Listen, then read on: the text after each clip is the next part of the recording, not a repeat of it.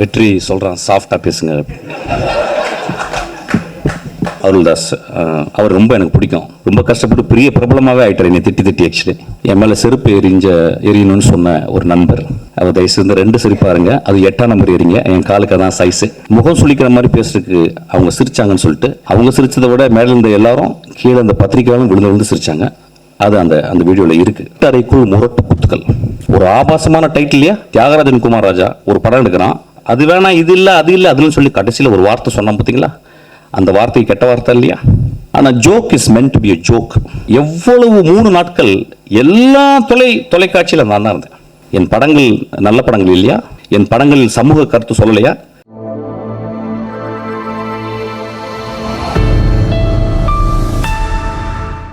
Let's welcome Mishkin sir to share his wishes.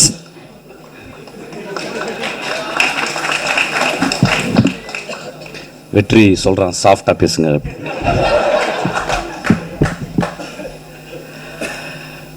I couldn't see the movie, though you sent the movie.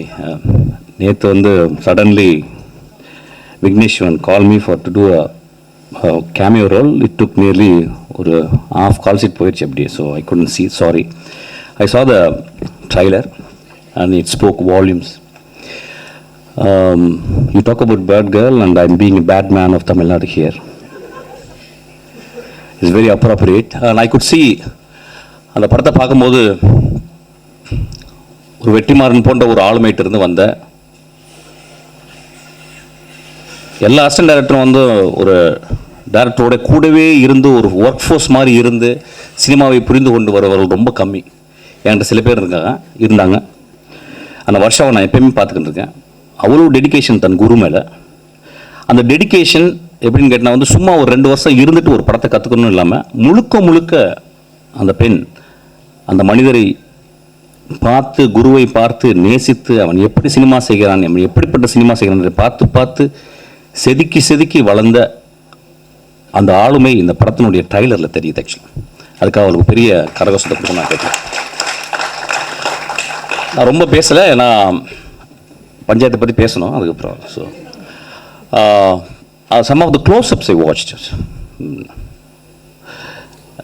நிறைய பேருக்கு close-ups வந்து ரொம்ப கஷ்டமான ஒரு வயசு. மணி சார் சொல்லியிருக்காரு வந்து ஒரு 10-15 இயர்ஸ் இருந்தால் கூட டைரக்டர் cannot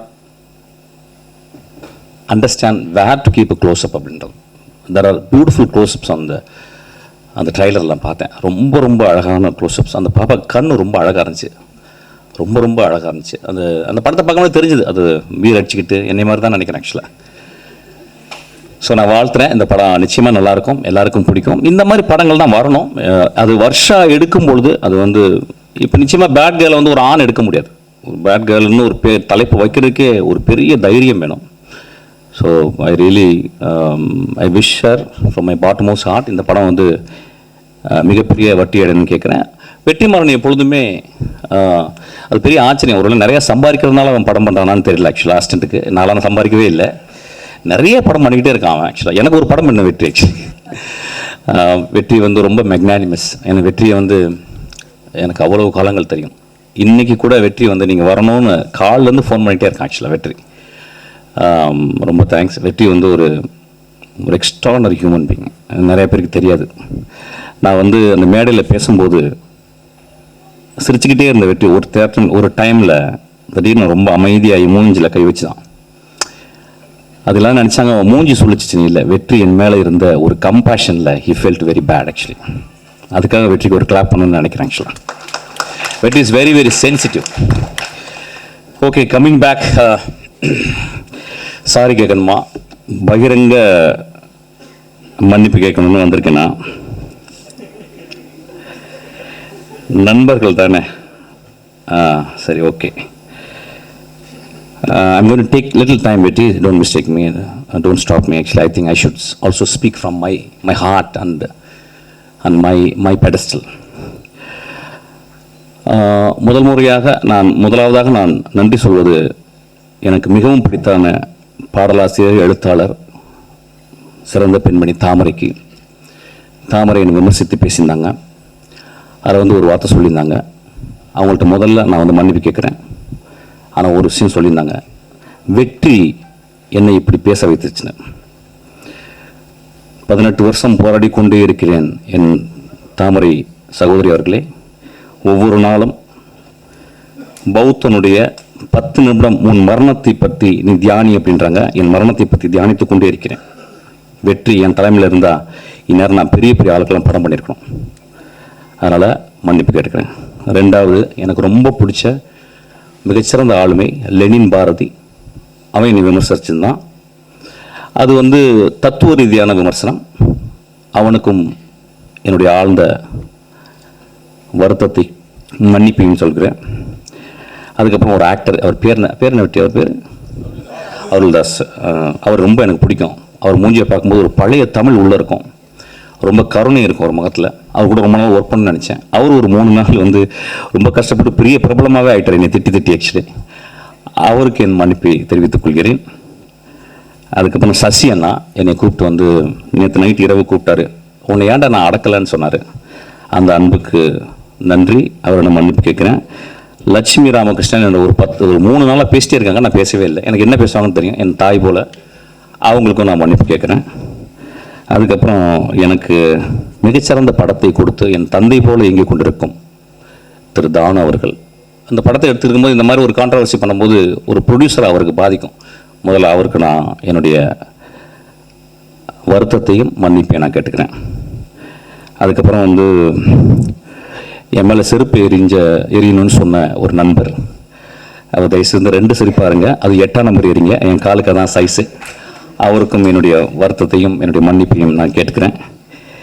இன்னொரு மனிதர் 18 வருஷமாக என்னை திட்டிக்கிட்டே இருக்காரு. இன்னும் நான் 10 வருஷம் படம் போனால் இன்னும் திட்டுவார். அவருக்கும் என்னை மன்னிப்பை நான் கேட்டுக்கிறேன். இப்போ நான் பேசலாமா? ஓகே.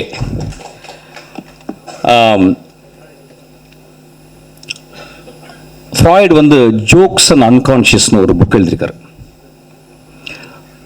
ஜோக்கு சொல்லும்போது, ஒரு நகைச்சுவை சொல்லும்போது, அதை ரிசீவ் பண்ணுறவங்க, அதை வாங்குறவங்க, சிரிக்கிறவங்க ஆள் மனத்தில் இருந்து தான் சிரிக்கிறாங்க. They never react from their conscious. ஒரு ஜோக்கினுடைய இயல்பு. அன்றைக்கி மேடையில் அதுதான் நடந்துச்சு. நான் வந்து அதாவது அமீரிடம் அதுக்கப்புறம் வெற்றிமாறன் மன்னிப்பு கேட்குறேன். நிறைய பேர் அவங்க 2 பேரையும் திட்டினாங்க. அதாவது வந்து முகம் சுளிக்கிற மாதிரி பேசுறதுக்கு அவங்க சிரித்தாங்கன்னு சொல்லிட்டு, அவங்க சிரித்ததை விட மேலே இருந்த எல்லாரும் கீழே அந்த பத்திரிக்கையாலும் விழுந்து சிரித்தாங்க. அது அந்த வீடியோவில் இருக்குது, அதை நீங்கள் பார்க்கணும். ஒரு ஜோக்காக தான் நான் மீன் பண்ணேன். ஆக்சுவலாக 2-3 வார்த்தைகள் மேலே போயிடுச்சு. அது அப்படி தான் சில நேரங்களில் அது மனதிலேருந்து பேசும்போது அப்படி ஆயிடுச்சு. அதுக்காக நான் வந்து மன்னிப்பு கேட்டுக்கிறேன். ஆனால் joke is meant to be a joke. அது வந்து யாரையும் அந்த இடத்துல வந்து ஒரு பர்டிகுலரான ஒரு பர்சனை நான் விமர்சிக்கிறவே இல்லை, ஒரு பர்டிகுலரான ஒரு மனிதனை தாக்கணும்னு எண்ணமே இருந்ததே இல்லை. என்னுடைய ரொம்ப நேசத்துக்கு சொந்தமான என் விஷால், நானும் சண்டை போடும்போது, என்னை மோசமாக பேசும்போதும், என்னை பற்றி அடுத்தவங்களுக்கு தப்பாக பேசும்போதும், நான் ரொம்ப வெகுண்டு மேடையில் பேசும்போது ஒரு வார்த்தை கூட அவனை நான் வந்து மோசமான வசை வார்த்தைகளால் பேசலை. நான் சொன்ன ஒரே வார்த்தை பொறுக்கின்னு சொன்ன வார்த்தை தான். எனக்கு அந்த வார்த்தையை சொல்லி அளந்து தான் சொன்னேன். நண்பர்களே,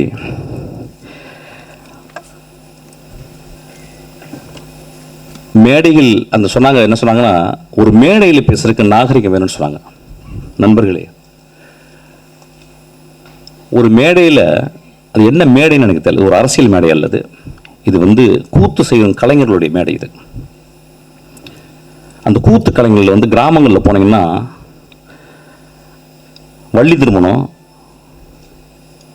நிறைய நாடகங்களில் பார்த்தீங்கன்னா, அந்த நாடகத்தில் ஒரு 12 மணிக்கு ஒரு பப்பனும் ஒரு டான்ஸ்காரையும் வந்து பேசுவாங்க. அது தமிழகம் முழுதும் தெரியும். அது ரொம்ப நாக்கூசுற வார்த்தைகள் பேசுவாங்க.